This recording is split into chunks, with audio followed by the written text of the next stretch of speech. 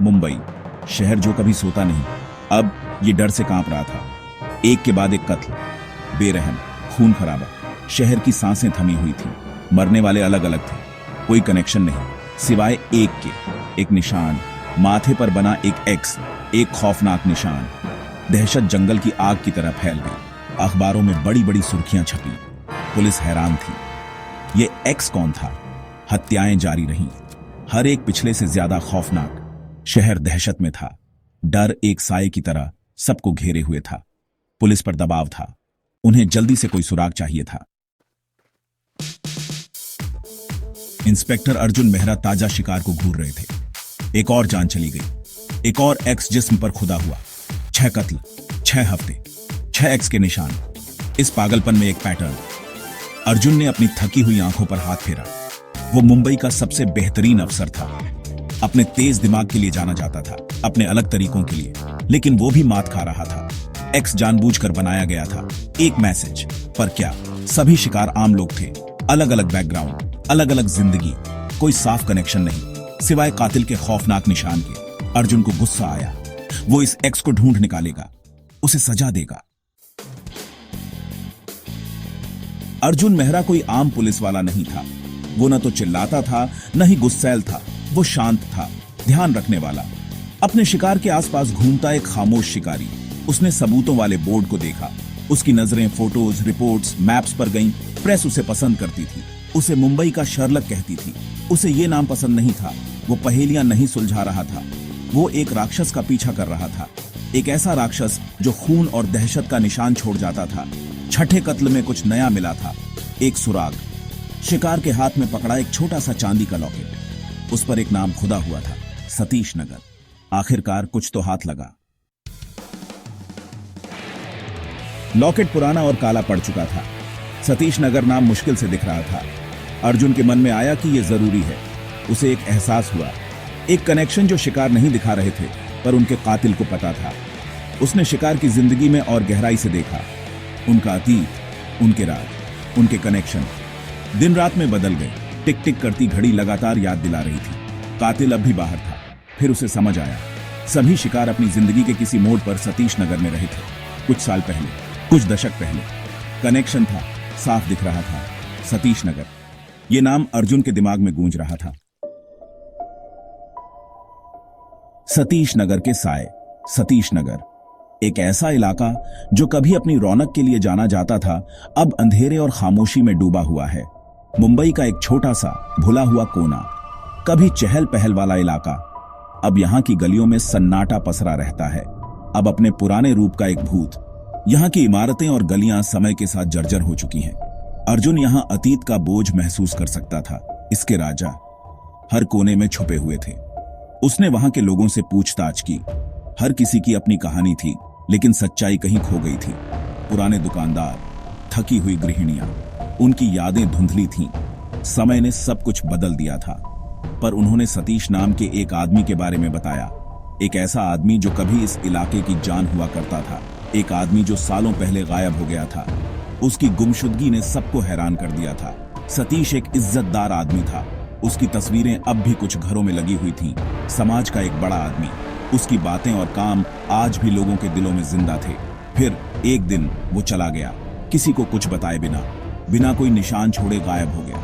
उसकी गुमशुदगी ने कई सवाल खड़े कर दिए थे। कुछ ने कहा कि वो भाग गया था, कुछ ने कहा कि उसे किसी ने मार दिया, कुछ ने गंदी बातें की। अफवाहें फैलने लगी। अर्जुन ध्यान से सुन रहा था।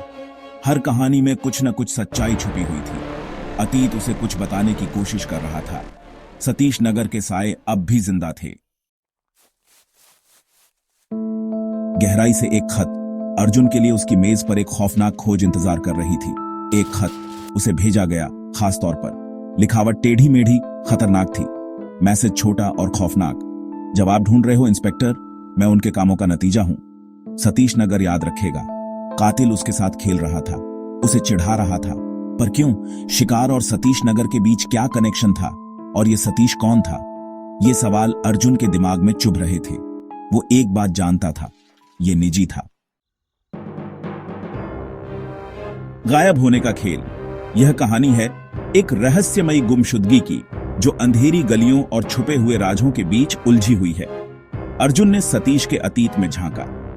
पुराने दस्तावेजों और फाइलों के बीच उसे कुछ सुराग मिले जो सतीश की जिंदगी के बारे में बताते थे। एक ऐसा आदमी जिसके पास कुछ ही चीजें थीं। सतीश का जीवन बहुत ही साधारण था। उसके पास बस कुछ ही सामान थे। एक साधारण जिंदगी, पर कुछ विरोधाभास थे। उसकी सादगी के पीछे कुछ छुपा हुआ था, कुछ ऐसा जो उसकी कहानी को अधूरा बनाता था। उसकी कहानी में कुछ कमी थी। अर्जुन को यह समझ में आ गया कि सतीश की गुमशुदगी के पीछे कोई गहरा राज है, जैसे हवा से बिखरे हुए पहेली के टुकड़े। हर सुराग एक नई दिशा में इशारा कर रहा था, लेकिन कोई भी स्पष्ट जवाब नहीं दे रहा था। उसे पता चला कि सतीश का एक भाई था। यह जानकारी अर्जुन के लिए एक नया मोड़ लेकर आई। विजय, एक ताकतवर बिजनेसमैन। विजय का व्यक्तित्व और उसकी ताकत अर्जुन को और भी संदेहास्पद लगी, जिसके अंडरवर्ल्ड कनेक्शन होने की अफवाह थी। विजय के बारे में कई कहानियां थीं जो उसे एक खतरनाक व्यक्ति के रूप में दर्शाती थी।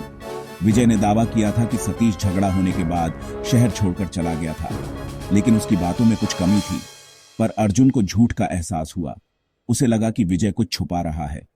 अर्जुन विजय से मिला। आदमी चालाक था, बातें घुमा रहा था। उसकी चालाकी अर्जुन की नजरों से बच नहीं पाई। उसने अपने भाई के बारे में बनावटी दुख के साथ बात की। उसकी आवाज में सच्चाई की कमी थी। अर्जुन उसे ध्यान से देख रहा था, उसकी हर हरकत को बारीकी से परख रहा था। उसने सतह के नीचे छिपे डर को देखा। विजय की आंखों में छुपा हुआ डर साफ झलक रहा था। विजय जितना बता रहा था, उससे ज्यादा जानता था। अर्जुन को यकीन हो गया कि सतीश की गुमशुदगी के पीछे विजय का हाथ है। कातिल बेनकाब। सच्चाई अर्जुन पर बिजली की तरह गिरी। वो हमेशा से वही थी। शिकार, सतीश नगर, विजय का डर, सब एक भयानक नतीजे की तरफ इशारा कर रहे थे। वो भागकर विजय के ऑफिस वापस गया। पहेली के टुकड़े अपनी जगह पर आ रहे थे। वो दरवाजा तोड़कर अंदर घुसा। विजय वहीं बैठा था। एक गोली चली। विजय कुर्सी पर गिर पड़ा, मर गया। आत्महत्या या थी? अर्जुन ने विजय के हाथ में वही चांदी का लॉकेट देखा जो छठे शिकार पर मिला था। अब सब समझ आ गया। यह कभी सतीश के बारे में नहीं था, यह विजय के बारे में था। मौत का नाच। अर्जुन के साथ खेल खेला गया था, उसे बहकाया गया था। यह बिल्ली चूहे का खेल नहीं था, यह ध्यान से रचा गया एक नाटक था। और वो दर्शक था। एक्स कातिल, शिकार, सुराग, सब बनावटी। विजय मास्टरमाइंड था। उसने अपने भाई को फंसाया था और अर्जुन का इस्तेमाल उन लोगों को खत्म करने के लिए किया था जो उसका राज जानते थे। पर क्यों? एक आदमी को इतनी हद तक क्या ले जा सकता है? अर्जुन ने विजय की मेज में एक छिपा हुआ डिब्बा देखा। उसके अंदर उसे एक डायरी मिली, सतीश की डायरी। उसमें लिखी बातों ने अर्जुन की रूह कंपा दी।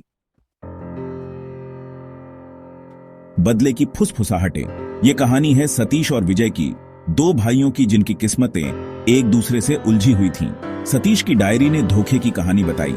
हर पन्ने पर दर्द और विश्वासघात की स्याही थी, लालच की, एक भाई की गद्दारी की। विजय की आंखों में सिर्फ दौलत की चमक थी और सतीश के लिए सिर्फ धोखा। विजय को सतीश के हिस्से की जायदाद चाहिए थी। उसे अपने भाई की मेहनत का फल चाहिए था। उसने उसे एक जुर्म में फंसाया था। सतीश को बेगुनाह होते हुए भी जेल की सलाखों के पीछे धकेल दिया, उसे भगा दिया था। सतीश गायब हो गया था, लेकिन उसकी आत्मा में बदले की आग जल रही थी। पर बदला लेने की कसम खाने से पहले नहीं, एक ठंडा सोचा समझा बदला। उसने हर कदम को ध्यान से प्लान किया।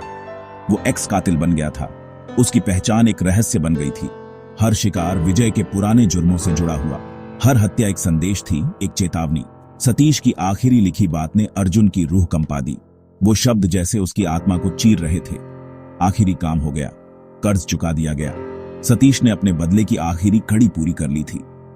भाई, मुझे उम्मीद है तुम्हें खेल पसंद आया होगा। ये शब्द विजय के लिए एक आखिरी ताना थे। विजय ने आत्महत्या नहीं की थी। उसकी मौत एक रहस्य थी, एक अनसुलझी पहेली। उसे चुप करा दिया गया था। सतीश ने अपने भाई को हमेशा के लिए खामोश कर दिया था। उस भूत ने जिसे उसने खुद बनाया था। केस बंद हो गया, लेकिन सतीश की आत्मा अब भी भटक रही थी। पर अर्जुन को कोई सुकून नहीं मिला। उसने एक कातिल को पकड़ा था, लेकिन उसकी आत्मा को चैन नहीं था। उसने एक कातिल को पकड़ा था, लेकिन वो जानता था कि यह कहानी यहीं खत्म नहीं होती। पर वो बदले के खेल में अनजाने में एक मोहरा भी था। वो भी इस जाल का हिस्सा बन चुका था। मुंबई शहर अब शायद थोड़ा चैन से सोएगा, लेकिन इस शांति के पीछे एक गहरी कहानी छुपी है। परछाइयों में अतीत की फुसफुसाहटें रहेंगी। ये फुसफुसाहटें कभी खत्म नहीं होती।